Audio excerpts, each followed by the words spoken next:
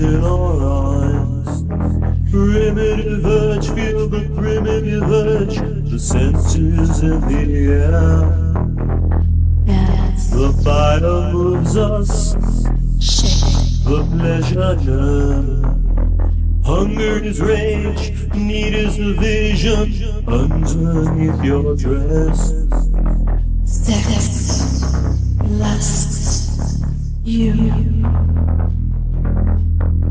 Sex, lust, you.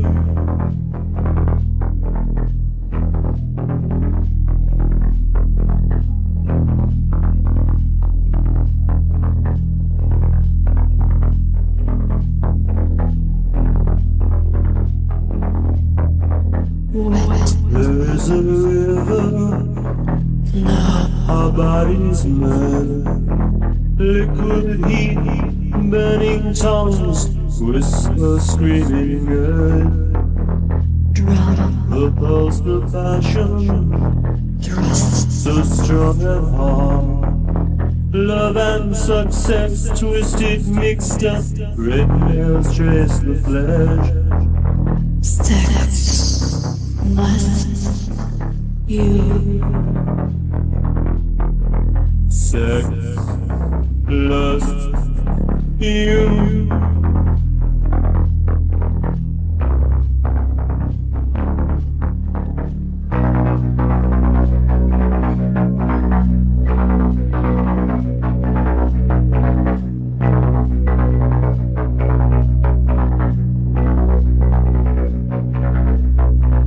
Look. Your legs are ivory, Touch. the pound beyond. Tan fabric clinging hot, white skin soft and mesh.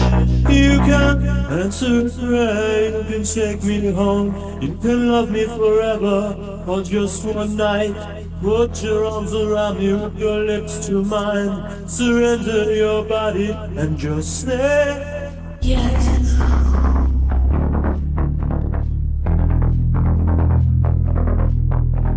Yes.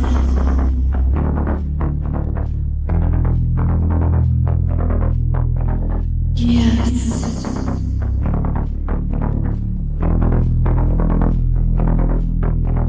Yes.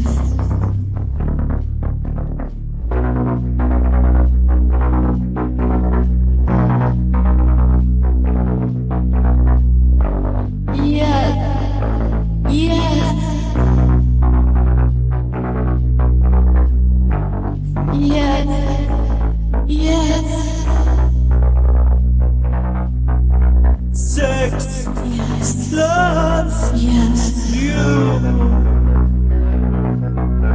Sex, Yes. love, Yes. you.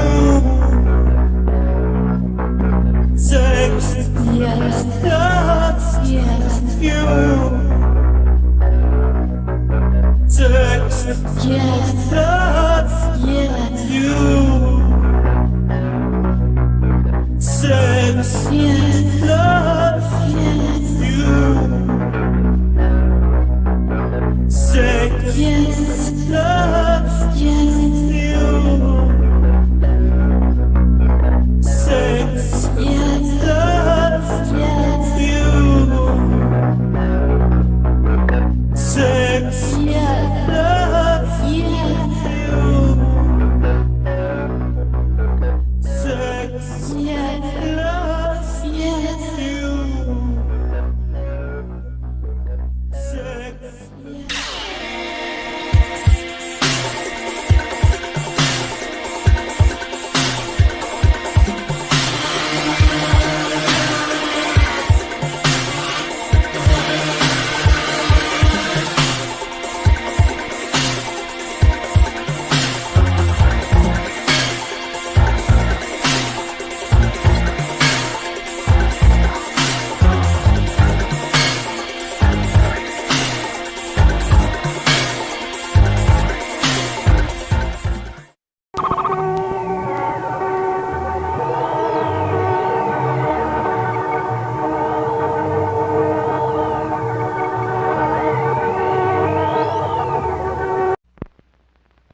name's Coffin.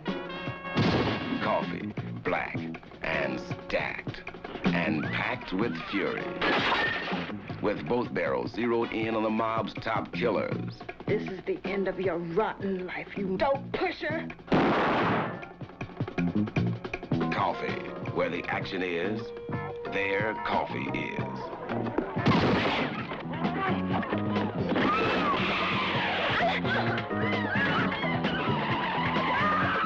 Coffee, godmother of them all.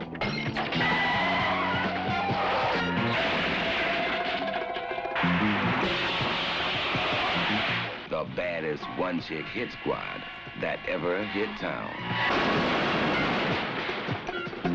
Coffee. I'm gonna get the highest grades, and studying isn't gonna have anything to do with it. Kim wants to graduate from Malibu High with honors. Most kids do it by making grades. Kim does it by making appointments. What are you doing after school? If you're interested, I'll be at High Point. She's studying with the best instructors at Malibu High. And if she can't learn enough from 9 to 3, You game for a little game? she takes her teachers on a field trip. Malibu High, where the most important subject is physical education. How are you, Miss Bentley? The best, sir. I need extra help, Mr. Mooney. I mean personal help. Couldn't we get together after school? From history to physics, The next report cards are about to come out. I want you to know what grade I expect. About your grades, Miss Bentley.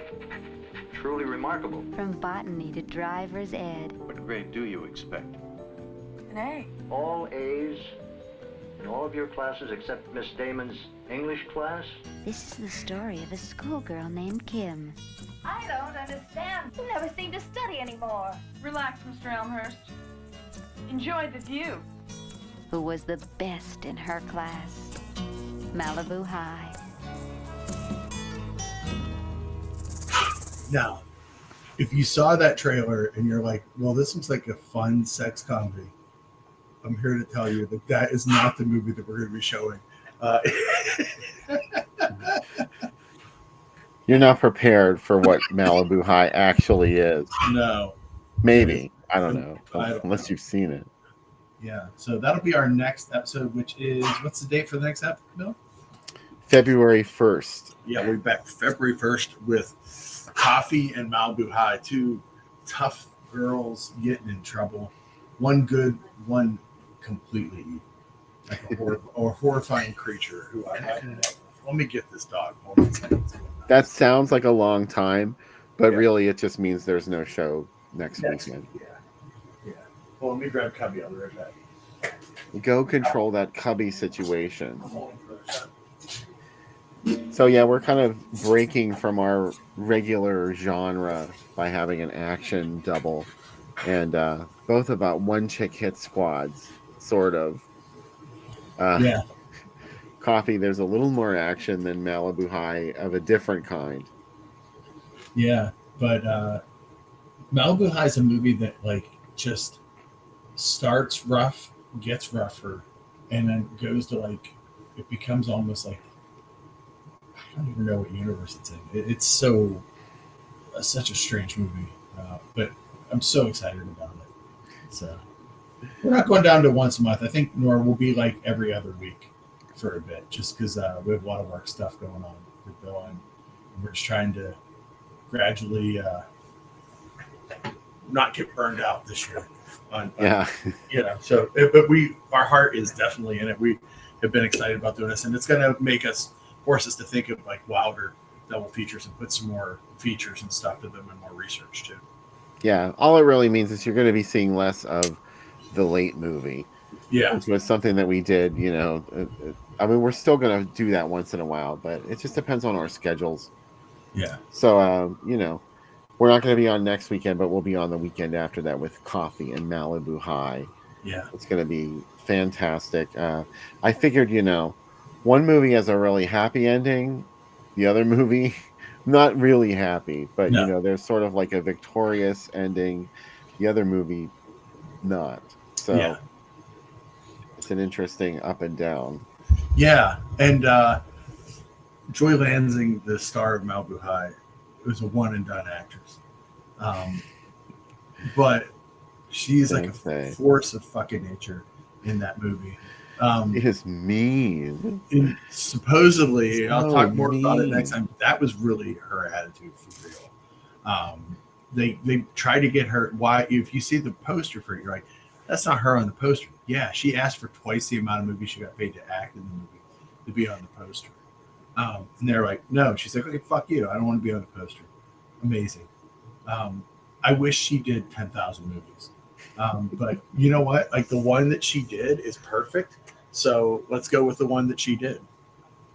Like it's her really citizen. mean. She got there's a sequel to Malibu High 2, The Graduates of Malibu High. That's a canon movie.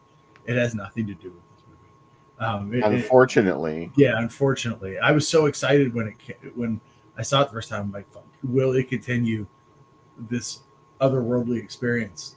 I know it sounds like I'm overselling Malibu High. I'm not at all. No. If anything, I'm underselling it. And so yeah, excited. Hey, but let's talk about this week's movies. What did everybody think of the exotic ones? Oh my god! So I came away from this viewing of it, Bill and I did, of like the lead bad girl, Titania. Oh yeah, she's great. Like she's the whole reason for this movie. Like that fight scene is her. She's totally your type. Yeah, and like her makeup is insane.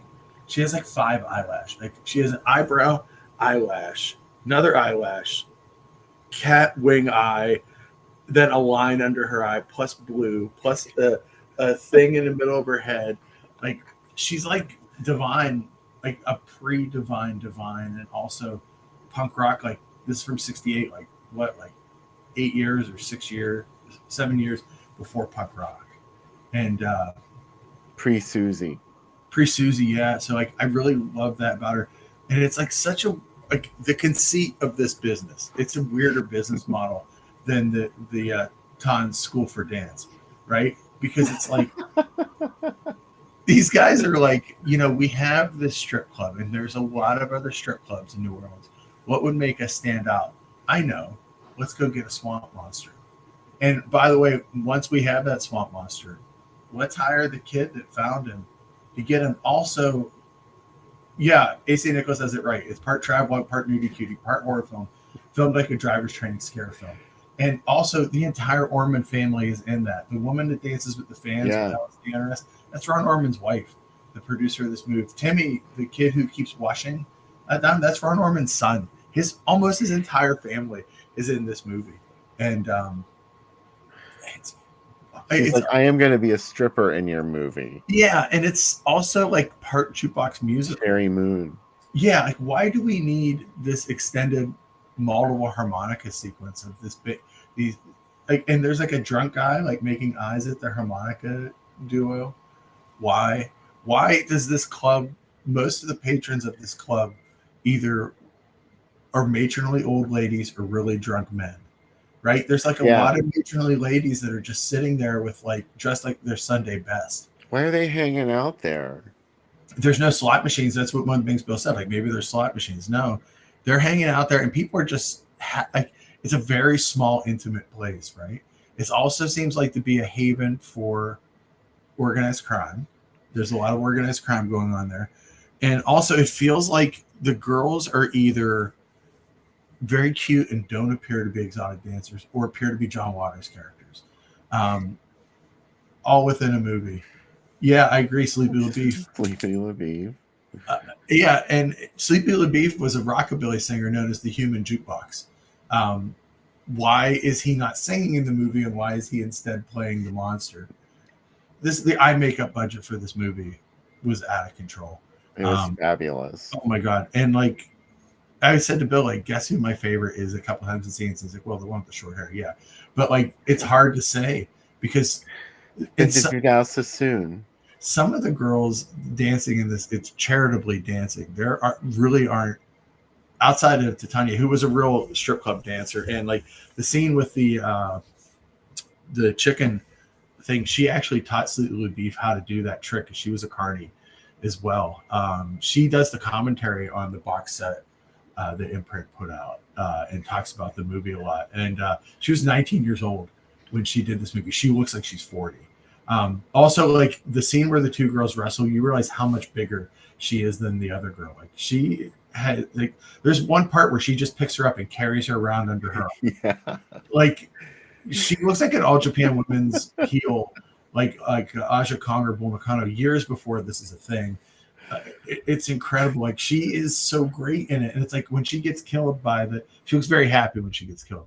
Bill said that. I'll give him credit. She had the strangest looking corpse I've ever seen. Yeah, she really dominated that fight scene. Oh my god, she was the one that was actually choreographing that whole thing. The other girl was just flailing. I love when they walk in to break it up. Like I said, she had her under her arm and was just walking around with her. That's how much size she had on her, and I love it. I love her. He made it look like maybe the girl was going to get the upper hand a couple of times, but really for a couple of times, but not really. Like, she could have killed her at any minute, you know. But she was masterful in staging that whole thing. Oh my god, I love that whole back room, the way they talk to each other. And there's some moments in this that we laughed out loud at some of the dialogue because this is like very hee-haw. Like there's like hee-haw moments in it, and it's just what he says. I'd like to have you for my wife, and she's like, "What would she want to do with me?" This is such a weird movie because I can't imagine when people saw it what they thought, because as Bill remarked, we did time checks throughout. He's like, we're 20 minutes in and the monster that we've been promised has not shown up. It was 43 minutes. 43 minutes into the movie, the creature shows up. They finally start talking about it 43 minutes in. It's such then you start seeing it left and right. It's such a hangout film where we're just hanging out in this weird otherworldly strip club that doesn't really have it. None of the dances are sexy. The fire dances, I'll say the fire dance is pretty cool. Kind of sexy. Kind of sexy, but more just danger being sexy. But there's like some of the girls, there's that one girl in the black and white outfit that kind of does that here I am dance. And it's like, who found this exciting? Like, it's not even go-go dancing. I don't even know what, it's like voguing at some point. For a movie ostentatiously about exotic dancing, the dancing's bad. The music, could you imagine going there? And Bill's like, this is real talent. Like when the girl sings, like you're getting a girl that's like doing a one-woman version of the Supremes. And then like, hey, if that bored you, here's a guy with a giant harmonica and his wife. Yeah, like where were they? Who was programming these acts? Oh my God. It was actually brilliant. That's why the old ladies were sitting there, because every once in a while they'd give them something like that. I love it because it's like, hey, I know we have all these drunk guys that are horned out. Do you know what I mean? It's super into these girls dancing, but wouldn't you like to see a swamp monster eat a chicken's necks? And like, yeah, I mean, I guess, sure. And that's what we get. Like you get a lot. This movie gives you a lot for your money. Like if you saw this drive-in, like if you were disappointed, then you're a horrible person. Like I think like Ron Ormond, his wife, his son, Sleep Beef, Beef, they came together and they were like, we're going to give you, it's pure entertainment. Like if this was a TV show, I'd watch it every week. It's like Bill said, it was like Lawrence Welk with murder. Yeah. It had a vaudeville feel to it. Yeah. The whole thing. That's why the old ladies were there, because it was more of a vaudeville thing. And they probably saw the stripping as like, burlesque. Yeah. But there was comedy and there was actually like the harmonica duo. Also, what the hell was going on there? I don't even know what that instrument was that he had. I think in my head he had like 20 harmonicas put together in a box, right? And like I agree with Jenny. Every strip club, a dude is the main attraction. What a commentary on the world. Yes, that it was like he had a box with 20 harmonicas in it that were all set to different keys, and he was like just playing this giant box. I don't know what they're in a couple other that same couple is in a couple other Ron Ormond movies doing the same thing, playing the parts. Bunny is who Ron Ormond's wife was. Just what a weird backstage. There's also like some Doris Wishman characters with the giant glasses that are backstage. Like it's like such a world of like, and it has like Herschel Gordon Lewis parts with like the cattle mutilations that show up for a little bit. And then we get to see like and then you get to see young Tim's life. The guy who got pulled off the canoe is actually Johnny Cash's guitar player from the Tennessee Three. Like what a weird world that this movie is. Like the fact that it even exists and we can watch it is joyous to me. Like, this is the kind of movie like when people ask you at work, like I said, you don't want to tell them what you watch. You say, well, these guys made me watch this movie that was about a strip club. And this movie was shopped around, and you could go see it in your local theater. Yeah, that was amazing. Just the idea that this was the new entertainment. Like, there's this new movie called The Exotic Ones, and it's about a monster. What? It totally wasn't a monster. Like, where was the advocate for this man that was living by himself in the wilderness and had been captured and kept like a wild animal by a strip joint? Where were the advocates for this gentleman? Also, I like that it ends just very abruptly with a newspaper headline that, like, Tim, it seems like that guy pulled a gun on the monster, and he was like, I'm really afraid about this. Once he squeezed the head, everybody wears a wig. Everybody has fake hair in this movie. Like, everybody's hair is crazy. Every man, every woman. Every man. Tim dresses like a Gwen Stefani outfit, like the Majorette era Gwen Stefani, mixed with like Robin Hood or like a forest nymph. I don't know what his job is to bring a bucket to wash Sleepy LaBeef, who drinks it. Yeah, and it has to go back to the travelogue. I agree with you, AC. Like, we got to show you all the strip clubs. We got to see the Absinthe Room and the Pussycat Lounge and all these great old signs and like this like World New Orleans. That's my favorite part of the movie, is when they show all the different storefronts and business fronts, I guess I should say. I like that there's that one where there's like the mannequin and a girl next to her, and the girl moves. And I'm like, yeah, that's awesome. Oh, yeah, I forgot about that. Yeah. I love that. It's got like parade footage. There's something to this movie. Like, I've watched it more than 10 times. And every time I watch it, I'm just like, this feels like a movie that I could just put on loop. Like, this is a good party movie, I think, that you just put on it. Just like, as people walk by, they're like, what is happening in this movie? Like, I don't get it. But yeah, I like to think that it's funny because Tim can speak for the monster. Like, I picked that up a little bit where he says to the singer girl, he's like, well, he likes you. And she's a little weirded out. He goes, no, not like that. It's very, I figured that this part was true. Confession caught on camera from AC Nicholas. But like that he's like, he just wants to be your friend. Yeah. So can Tim understand this killing machine? He was like, sort of like standing there while the monster killed people. And also, Tim was part of the crew that captured the monster. Why does the monster like him? Is it because he cleans the monster and he talks to him and treats him with respect? Also, like, if you have a monster in your strip club, keep him. You don't bring a monster into your strip club, one, but if you must, this is very like King Kong. Like, why do they always have to bring this monster back and chain him up and poke the bear? Just so this guy can let him out of the cage. They're like, he even lets him come out of the cage sometimes. I'm like, this thing is presented as having the strength of 10 men. It picked up a giant boulder, and dropped it. Oh, it looked so real. Yeah. And 2 times in a row. Yeah. And like, he ripped a man's arm off and did beat him to death. I mean, I was promised I would get that, and it was delivered. So this movie doesn't like, it has a promise, and it gives you the promise. Yeah, the insurance on this club had to be through the roof. Also, like, I don't understand where different things are in the club. Like, there's like a basement that it's a very big multi-floor place. Also, like, the girl that's the singer, is she the heroine? Because like, she definitely takes that money understanding that she's gonna have to do dirty stuff. Right. Nobody has clean hands in this movie. No one does. And like, we're led to believe that she's the person where she's only the heroine because we're told that she's the heroine. Right. But we see her take dirty money, and we see her come back for it after she makes a decision to leave. And like, is her singing career that important? That we've learned from the travelogue that there's 200 other clubs in walking distance. She couldn't go to another club.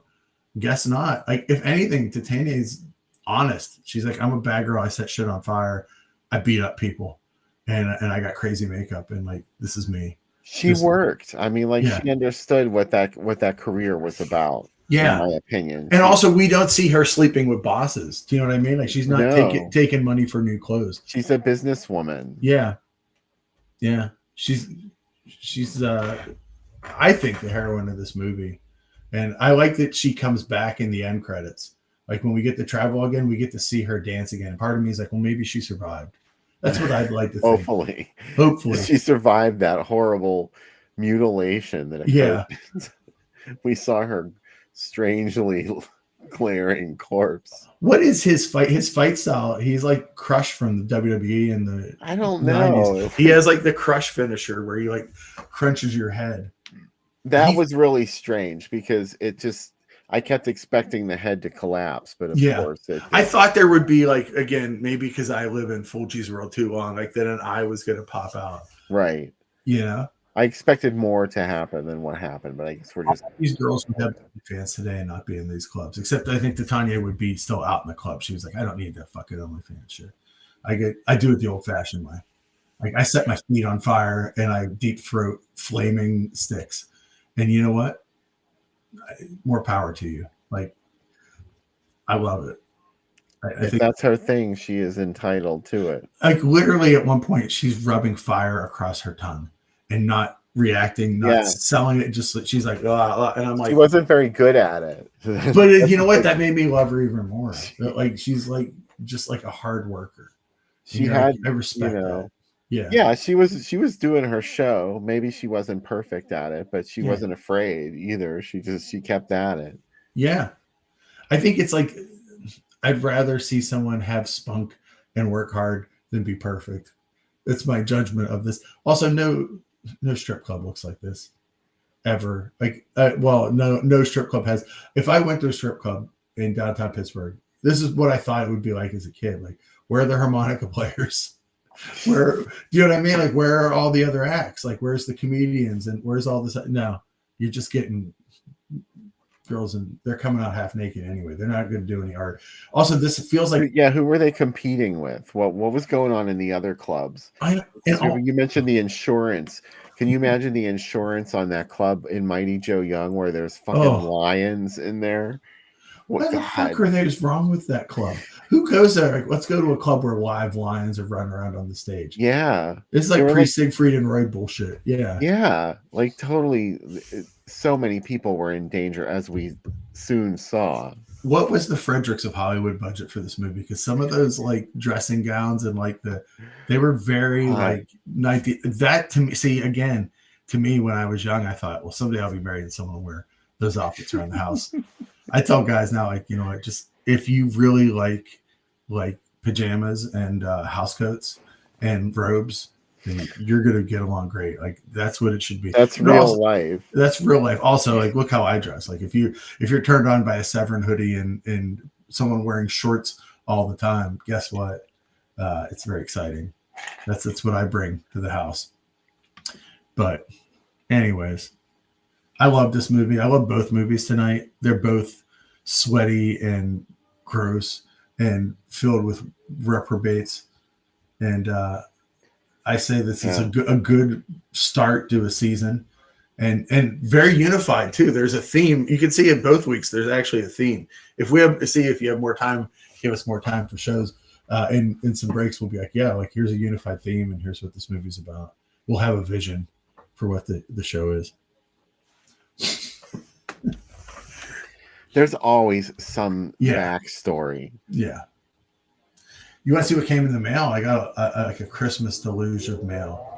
Yeah. This is like the new movies. I have stacks of movies. So let's go through. These are the ones that, let's just go through them in no order. So, first off, we got from Arrow, The Cell on 4K. I'd like to see J-Lo fight Vincent D'Onofrio. Yeah, it's got your one of your favorites, Vincent D'Onofrio, is in it. That's right. Yeah. Got this came from Lionsgate, Ancient Aliens Season 20. Who knew they could do 20 seasons? We got Bill, I Know You Love When Stuff Comes from Cleopatra. We got Dark Sanctuary, the story of the church about the Dallas Goth Club. So, Wow. okay. Yeah, that's there. Anyway, we got The Feed. This is from Unearth Films. That's a new Unearth release. 3 stacks of movies. We got these are this is the UHD of The Cell. Inglorious Bastards, the Arrow is putting out Blu-ray and 4K UHD. There's a lot of Tarantino coming out on 4K. And this is the new Eureka set, Horrible History, which is a lot of foreign films like Marco Polo, The Pirate. Bill, this is one I'm really excited to share with you. This is from Generation Hall, and it is the never released discovered final feature film from Paul Bartel. Shelf Life. Wow. Yeah. It's about 3 kids that get put in a bomb shelter and are there for 40 years and suddenly learn that, that there's a lot more going on in the world. We got Running on Karma. This is also from Eureka. And Rampo Noir from Arrow. And this is from 88 Films, Love and Crime. Look at this cover. Oh, boy. There's some pinky violence going on in that one. Bill, this is one that I was super excited about. I think I even sent you this. It is Creature with the Blue Hand and Web of the Spider. And it also has The Bloody Dead, the VHS remake. Not remake, but it has like 10 extra minutes of new footage that Sam Sherman put out on VHS for Creature with the Blue Hand. Oh, wow. I didn't know that. Yeah, it has like the footage looks completely different, but this has the making of, behind the scenes stuff, an interview with Sam Sherman about it, commentary for that different version where he talks about it. So this is from Film Masters, and it's a really nice set. Like everything looks great in it, and I thought it was really cool. And Incubus on UHD and Blu-ray from Arrow. That's the Incubus with William Shatner speaking Esperanto. Pretty rad, right? All right, here's stack number 2. This is the most exciting. You kind of got a sneak preview of this one earlier, but Severin sent me these. These are the awesome new Russ Meyer Bosom Mania films that they put out. We got Vixen. We got Beneath the Valley of the Ultra Vixens. And we got Super Vixens. And there are some amazing, there's a talk show that Russ was on. There's interviews with Kit and Natividad. There's, you know, even the episode of Incredibly Strange Film Show that Russ Meyer was in, that whole episode is on here and cleaned up, which is super exciting to me. Wow. So, yeah. So very jazzed about that. Here's my Severin Black Friday stuff. Rats the Night of Terror. And this is a super, you guys, we've shown this in the show. You know how much I love it. That cover is amazing. But there's a quote on the back that I did for Drive-In Asylum. And that made both Bill and I happy. And the quote is, it's a great movie. It's a movie you can tell people out and they'll say, that's not a real movie. But it is. It totally is. So, yeah, the new Rats, which is very exciting. A beautiful, beautiful thing. And Hell of the Living Dead. Look at that. Some, good old Bruno. And got a quote on the back of this one, too, which was absolutely insane, being about movies. I agree. I love this movie. I know Bill doesn't like it as much as me, but that's okay. I love this movie. And then we got Private. This was cheap. Why was it so cheap? Private Crimes, which is pretty much Sergio Martino does Twin Peaks. And it was produced by Edwidge Fenech. It's really good. This is $5 for this set. Like, come on. And then finally, years of like, why didn't I buy this? For the Lindsay Baker set. Like, this it feels like the most in my wheelhouse set ever. And why didn't I own it? Now I do. So I got that. So, and the last thing I got, Bill, I'm so excited about this. I found this at half price. And it was 20% off day, but it's the Hitchcock Masterpiece Collection. Ooh. It's only on DVD, but that's okay. Because you actually get everything from Saboteur all the way up to Family Plot. And just finding Frenzy itself is hard now to get. So it's pretty exciting to get. And these are all in individual discs. So I got it for like $28, which I feel is like a pretty good deal. And Hitchcock, a lot of Hitchcock's a blind spot for me, outside of like Rear Window and North by Northwest. So I'm really excited to see like Topaz and some of the other ones in this set, especially Frenzy, that's one I wanted to see, and Vertigo. So really excited to look for these. These will definitely be on the site. But it's felt too. What is this, velvet? Like that's a pretty rad set. So there's a lot of stuff that came in, but really excited about it. Excited really happy that Severin's sending stuff. So appreciate them sending me these, and as well as they sent me the info on the new Blood Island set that is out now as well. That's available from their site. And look at the site this week, because not the David Gregory in the chat, but Severin's David Gregory and I had a long conversation this week. Was I nervous? Yes, the whole time. But eventually, like, we had a good convo. I found out why Thunder Warrior can't be released. We talked about Mark Gregory for an extended period. To be able to talk to someone like that about Larry Ludlam and Joe D'Amato at length was, you can imagine how excited I was. So I'll also be on the Vinegar Syndrome themed podcast Punkvacation, if not this week, next, and it's going to be a two-parter because we end up talking for a long time. The first part is all about the Black Friday movies, like Who Killed Teddy Bear Bill. I don't know if you got it or not. I kind of really want to get it now. We talked about it for. I did not get it. No, I kind of want it. We talked about looking for Mr. Goodbar for a lot too, and like the guy Chris who does the show is a Vinegar Syndrome subscriber. He was trying to sell me on it, and he's like, you probably spend that much in a year on their stuff. I'm like, yeah, I know, but it's $1,000. And he's like, yeah, but wouldn't you love it? I'm like, yeah, I like being married, Chris. So that was my last question I asked David Gregory. I said, how many marriages have you split up with the movies that you put out? He goes, I'd like to think that we bring people together. I said, you should tell my wife to get me the Black Emmanuel set. And he just laughed at that. Thanks, guys. Thanks for going through this. I just love that you sneak these things in under the pretense of getting them in the mail, like the Emmanuels. I didn't. I still don't have it. Like that's what I want. That's my thing. I'm like, I might be like, oh, David Gregory said he's going to send it to me, and then like, how do I hide? You couldn't say no. Yeah, like he said that he wants me to have this, and he said it's very important films, and. I have a lot. As Sinead O'Connor said, I do not want what I have not got outside of the Black Emmanuel box set. You want that. I realized the other day, Bill, speaking of Sinead O'Connor, that the food that I order at Chinese restaurants sounds like Sinead O'Connor albums. I bet, could I have the Lion and the Cobra? The Lion and the Cobra. Yeah. Can I have the Troy Feast? Yeah, exactly. It all sounds like Sinead songs. Because I had one the other night that was like the Three Hearts Combined or something. And I'm like, that really sounds like. They also all sound like 80s synth bands, the things that I ordered. Because I'm not going to just order. I don't know. When I go there, if I see a wild name, like the Dragon and the Phoenix, that's like, what is this? This suggests that it's going to set me on fire. Anyway. The House Where Death Lives with Evil Speaks, not Evil Speak. Right. Evil Speaks. That must have been the sequel. Like how Aliens is to Alien. There was a sequel called Evil Speaks. I wish there was. No, that was just somebody.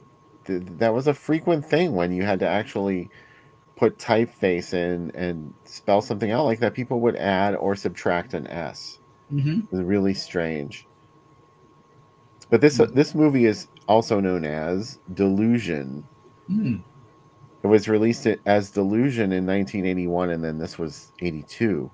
They put it back out again with this much more dramatic ad campaign, I must say. I like that Joseph Cotton said, will you put a box around my name? And also the role that I play. Please. Well, he was Baron Blood. He was. I was in the Mercury Theater, guys, okay? And yeah, maybe I'm doing The House Where Death Lives now, but Orson Welles is also doing movies like this, so this is how things turn out for us. So, plus Patricia Piercy from Squirm. Yeah, she was Jerry in Squirm. Oh, Squirm! Oh, you little squirmer! Who, me? Look at Death Screams. Aw, I like Death Screams. Do you really? I wanted to ask you if you had an opinion about Death Screams. Yeah, I like it. I expected more screams in a movie called Death Screams, but overall, there's a really nice print of it on YouTube. Yeah. It has David Nelson in it too, right? from I Ozzy and guess. Harry. Yeah. Yeah. And yeah, the thing I really, you know how much I like screaming, right? So like Yes. I got one comment on the podcast that said 5 stars, but there's sometimes the episodes just have screaming that goes on and on. And why is that? So there's an upcoming episode, spoiler, an Alucarda episode. There's a 3-minute sequence of just screaming. I did like a supercut of all the screams from Alucarda, and I couldn't stop giggling when I made it. It's ridiculous. I'm surprised that you managed to edit it down to just 3 minutes of I screaming. know. I was. You know what? I was laughing so hard during it, and I was just like, man, hearing the audio of Alucarda alone reminds you of how much screaming is in that movie without any context. When you're hearing it, you're like, holy shit! Like that's this whole movie. You should make a fan edit of Alucarda where you replace all the spoken dialogue with screaming. I don't know that. I think that they already did that. I think that he did that when he made it. At one point, you'd be able to stop because the movie just turns into nothing but screaming. It's amazing. Like I love, especially if you listen to the beginning of it. These two girls are so happy to meet each other, and within 5 minutes, they're fucking the devil and screaming at each other. Screaming, just screaming. Oh my god, what a joyous movie that is. I like this where you're like, hey, this ad, the headline of this is, hey, FDR, go fuck yourself. Yeah. What were they saying with that? How about this one? It's so weird that this movie came out and it felt like they just kind of like dropped it in the theaters. Like they didn't really do anything with it. And it's sad because like it came out during the slasher boom. Like, why didn't they sell it like that and push it? I don't know. This movie is a slasher spoof, and it is totally not sold that way from this ad. Like you really wouldn't know what to expect from this movie. It makes you think that it's like another Animal House. But it doesn't even look like that. I don't know. Yeah. I don't know what's supposed to be going on there. So, it really felt like they just dumped this movie when it came out. Because I was excited about it when I was young. So I was like, I remember seeing the TV commercial for it. And I'm like, wow, that looks really cool. And then it took 25 years till I saw it. Oh, Eldon asked if this is Wings Hauser Mutant. No, this is the one that's also known as Forbidden World. Yeah. AKA Mutant. But the Wings Hauser one is great too. Yeah. I like that one. Also known as Night Shadows. Yeah, I like Night Shadows as a title for it.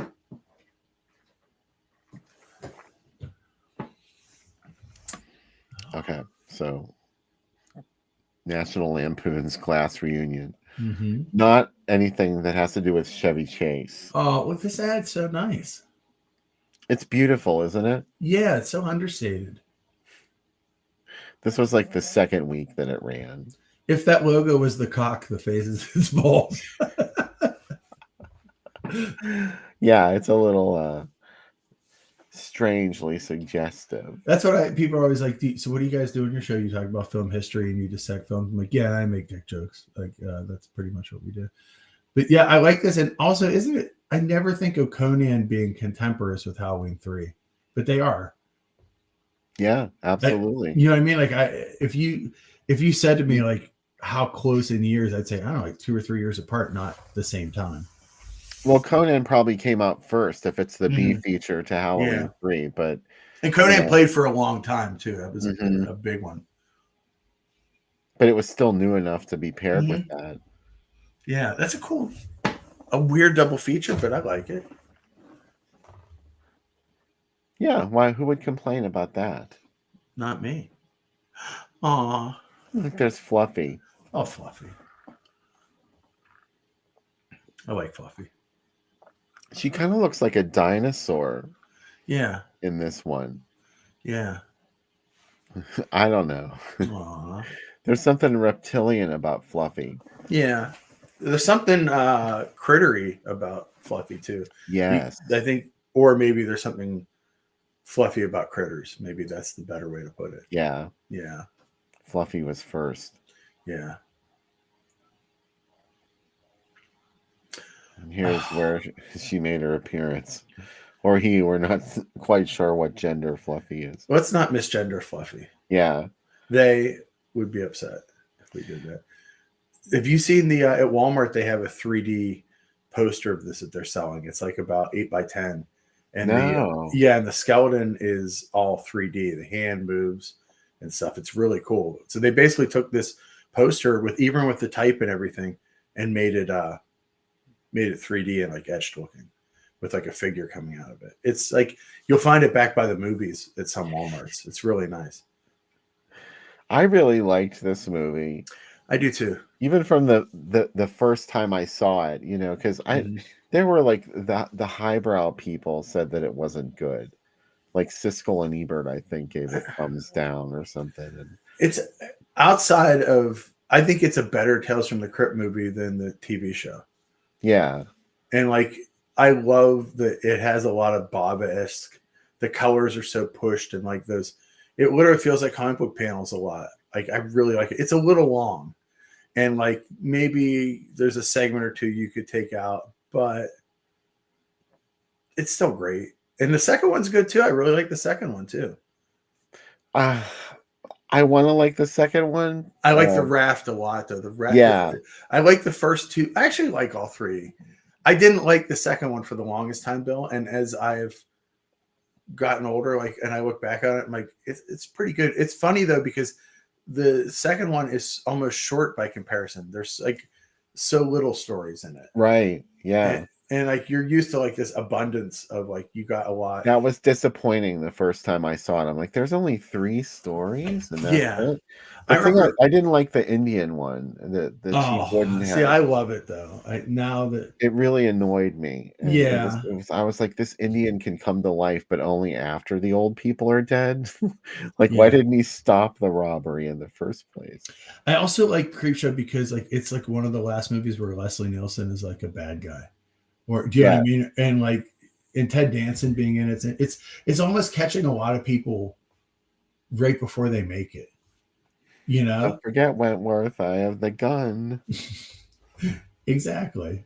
I love it. And like the disco dancing, during Father's Day is pretty great. Don't let go. I love the Leslie Nielsen reaction whenever he's locked them behind a pair of doors, and then he turns around and they're in there with him too. Yeah. And he like backs up against the door screaming. It's so good. And like the only thing I like it, I really like Jodie Verrill, but it's so dark by comparison to the rest of the movie. Mm-hmm. It's such a downer of how it fits in, and it's sad versus everything else feels like very EC, like the goofy side of EC, like the zombies coming back and catching people and stuff like that, especially the Leslie Nielsen part, and the E.G. Marshall one too. It is, but I love that one. Yeah, and I have nothing. I don't know how anyone can watch it and not feel fun from it. Like, I wanted to get that 3D poster back. It's like, do you really like that movie? And I was like, oh my God, I love it. She's like, yeah, it's because it's made in Pittsburgh. I'm like, no, if it was made anywhere, I'd love it. Yeah. I mean, it wasn't all made in Pittsburgh. No, it's really fun. I think it's up there. Like it's a great movie. And I love, like, that Bernie Wrightson did some of the art for it. Like, that there's an actual comic that came out for it. Like, it's just a cool popcorn movie that you don't have to really think that deeply about, by two people, with Romero and King making a movie that's just like a thrill ride versus like needing any political commentary or the normal stuff that they put into their films. That's what I like about it. Yeah. Yeah. Yeah, I don't know what people's problem was with it. No, the third one I can talk a lot of shit on. Oh wait, well, it wasn't even really the third Creepshow. It was like someone's. The third one's really Tales from the Dark Side. Should be the third one, which I like Tales from the Dark Side of the movie a lot. Have you seen the Creepshow TV show on Shudder? Yeah. Do you see the one where the guy wants to be in Horror Express and he keeps like getting in that machine to live in the movie Horror Express? Wait, no, I don't think I watched that one yet. You Yeah, told me Justin. about it. Yeah, Justin Long's in it, and like he falls in love with the girl in Horror Express and keeps trying to save her, and he keeps going back and placing himself into the movie. Wow. No, I have to watch that. Yeah, it's pretty cool. It's a cool idea. I haven't watched anything on Shudder in a long time. I still pay for it. Yeah, I know. I still pay for it. There's some cool stuff coming up on it though. Though Justin Long keeps showing up in every horror movie I watch, and I'm like, what? When did we say this was okay? Like, he's in Barbarian, and he was just in that Spin the Bottle movie. I watched. God. I was an early adopter of Shudder, and I still only pay $5 a month for it. Oh wow! My father-in-law, when Neil was still alive, he watched Shudder all the time, and I remember he would say to me all the time, he'd say, "Well, this movie has 5 skulls, so I'm sure it's good." And so he would only watch the 5 skull movies. He took it very seriously. He did. He would call me and be like, "Should I watch this one? It's only 4 skulls." And I'm like, "Yeah, I mean, yeah, that's brutal. Between 4 and 5, there can't be that much difference." No, I know. But it's funny, if you look at some of the movies I really like on there, they're like 1 skull, and people are like, "This movie doesn't make any sense." And it's probably the ones that I like. We are definitely a 1 or 2 skull show. Yeah, on the DIA non-skull tent show.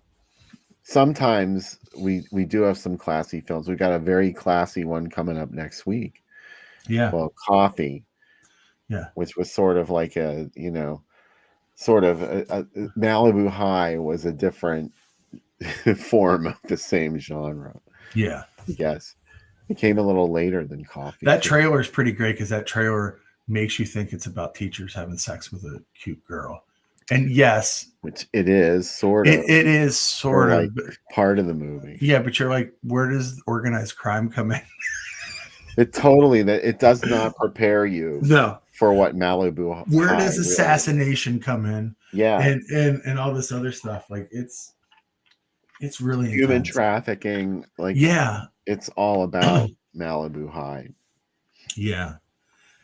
So this AI movie, this Blumhouse movie, I can't remember what the name of it was that I watched. Like it started really, at some point I was like, oh, it's by the guy one of the 2 brothers who directed American Pie. And like about halfway through it, I'm like, this isn't too bad, but I know that this isn't going to stick the landing.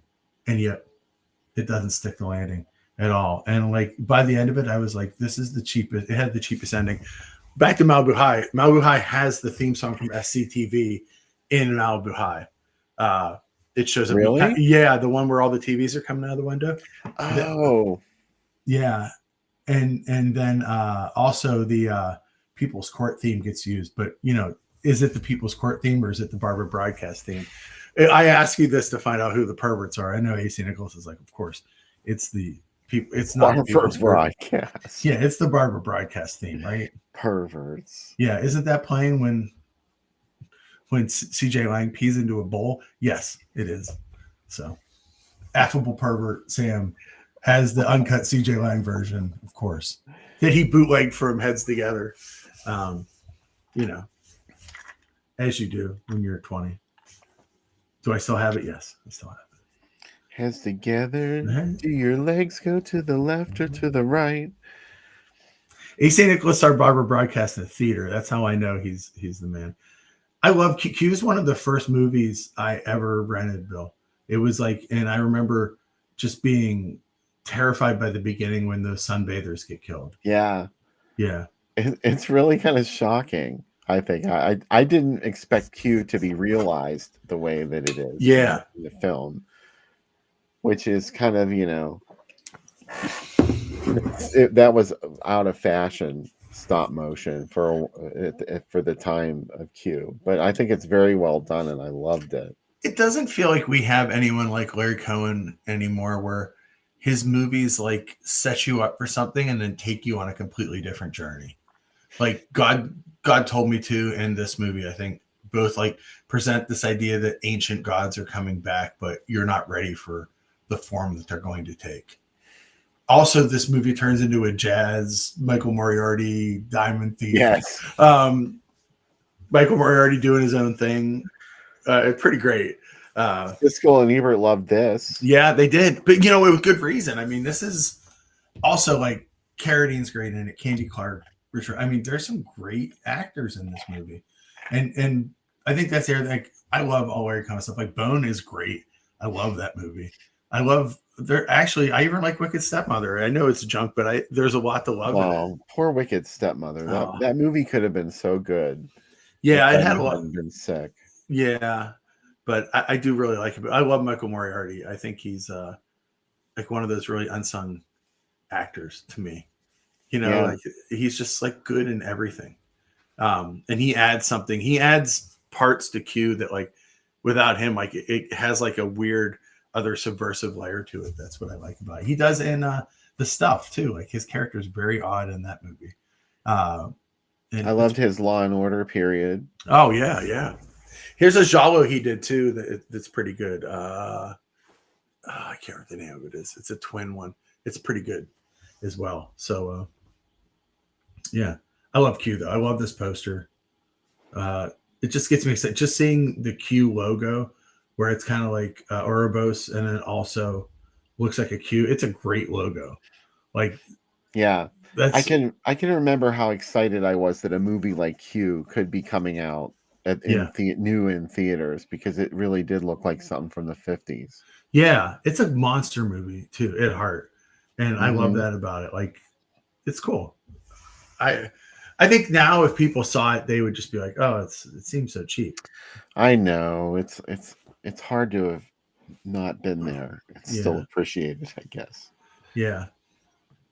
Look at this one. It's still making the rounds in 1982. Wow. Which is the year most of these ads are from, by the way. This is the New Line. This is when everybody got paid, because when New Line finally acquired the rights, they paid off all the original actors that hadn't gotten their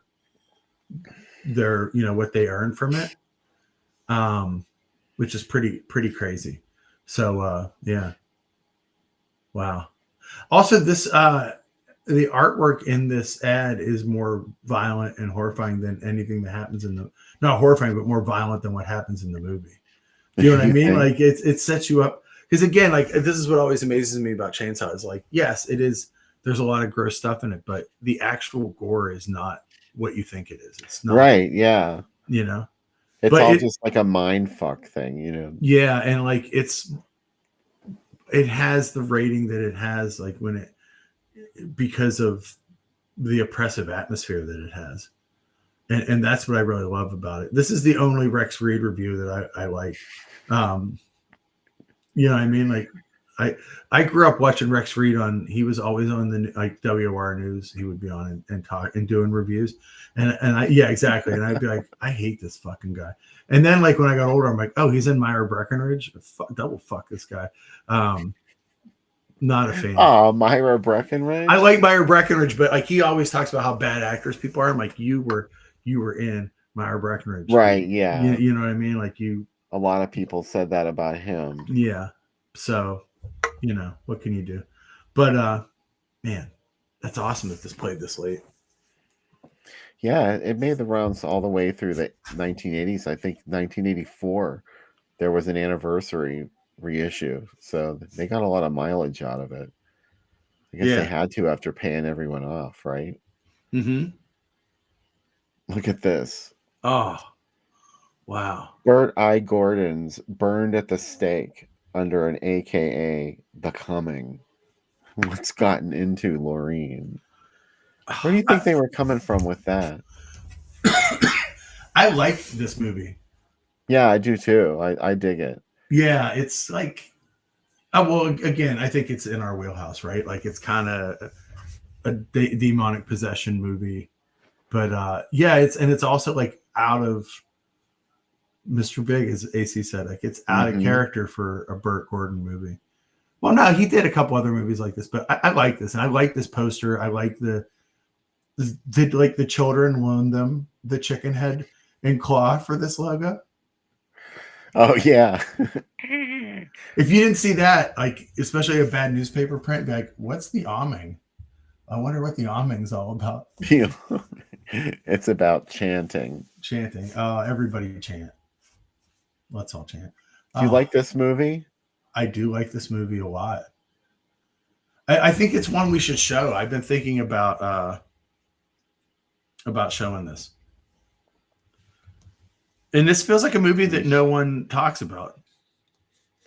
Yeah, I remember when it was in theaters, and it actually got a couple of good reviews. Also, like, do I like this movie? And you're like, oh, Susan George is in it. Of course I like this movie. Right? Like, I kind of have to like her. Also, I like that this house is it's like a Gaijin couple trying to make it in Japan. Like, and like, yeah, there's some Doug McClure, there's some bad stuff that happened in your house.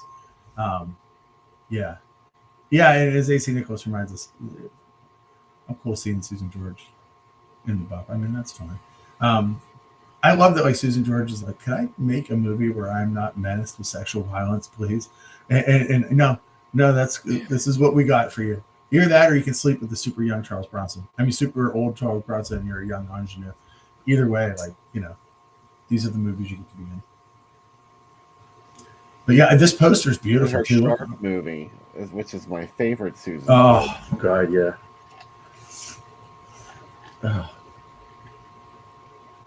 I love this artwork though. This artwork looks like a what do you call it? Romance novel artwork. It totally does. Yeah. Fabio. Yeah. Eldon, I have an elevator in my house, and right now there's a whole bunch of people going up to the moon, and it's my old furnace. It just the furnace. Yeah. Oh, the furnace. Well, we've reached the end of the ads. Next week, coffee, or 2 weeks, sorry. February 1st? Is that when we're back? February 1st. That's February right. 1st. Yeah, it's not. We got the coffee and Malibu High. Or Malibu Beach, not Malibu High. Right? Yeah. Malibu High. Malibu High. There's also Malibu. There's a Malibu Bikini Company, Bikini Car Wash Company, 1 and 2, coming out on Blu-ray, by the way, in case you're like, oh, let's get more of the sex comedies that I watched on Cinemax on Blu-ray. And just thanks to everybody for coming back. Thanks for sticking with us and being patient and coming back and watching the show. Yeah, we had some technical difficulties earlier. Yeah. I don't know what those gremlins were, but hopefully they're all gone. Yeah.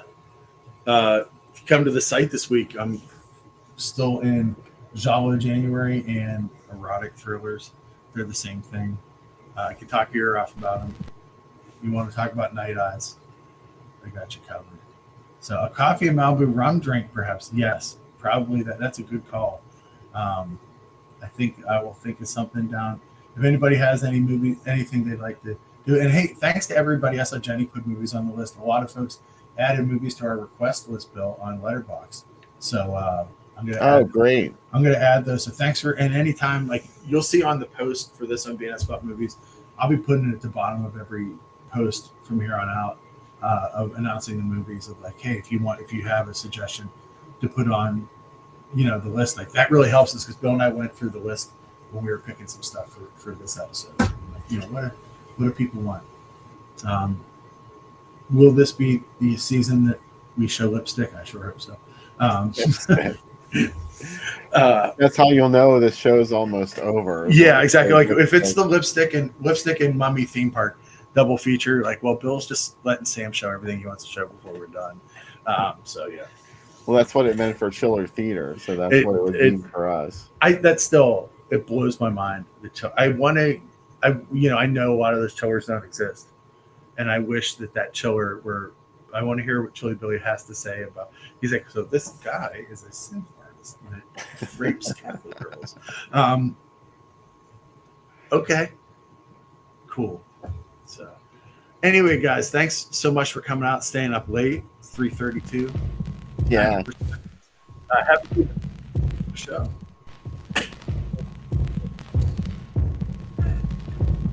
Good night.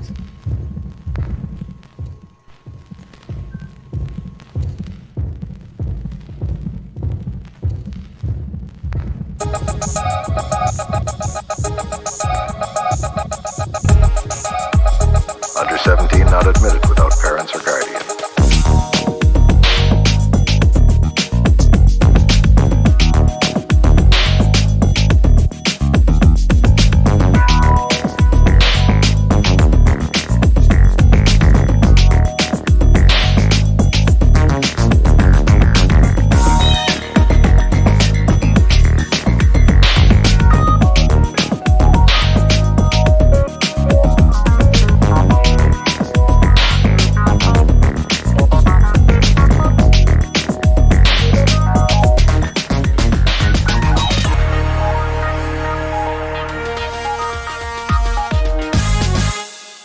17 not admitted without parents or guardian.